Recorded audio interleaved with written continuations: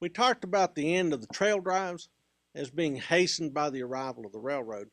So it's probably time to talk about the railroad because no other industry affects Texas more in the late 19th century probably than the railroad.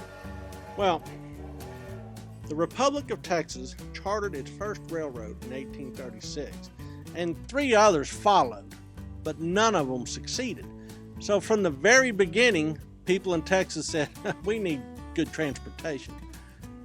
In 1850, we have the first really successful railroad that started by Sidney Sherman, Andrew Briscoe, and William Marsh Rice. This railroad network, by 1860, is composed of about 9 separate railroad companies with about 500 miles of track down around, really hubbing on Houston. It's not until 1872, however, that Texas is connected to the rest of the nation by rail. And even by 1879, there's only 2,500 miles of track in the state.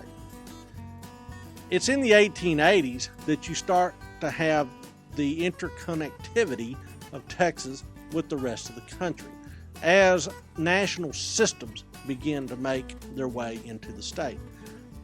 These include things like the Southern Pacific, the Texan Pacific, the Missouri Pacific, etc.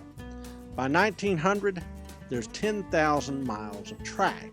To give you an idea of where Texas fits within the overall national track mileage, 75% of all tracks laid in the history of the United States is in place by 1900, meaning that all the railroad track ever laid in the history of the U.S., including the present day, 75% of it is in place by 1900.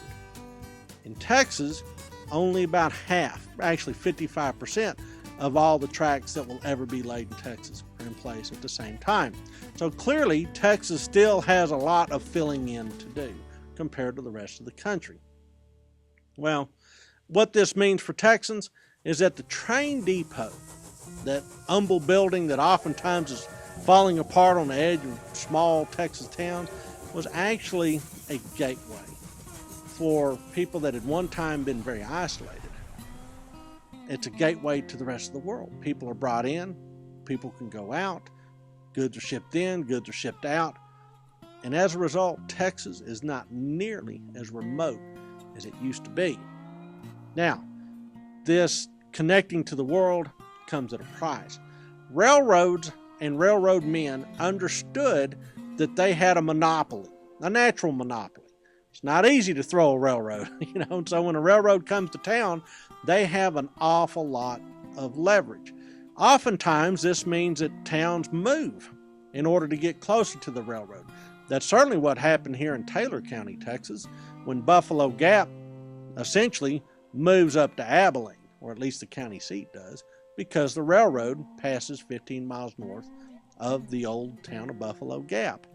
But even in other cases, railroads extort towns and ask for concessions, land, capital, labor, you name it.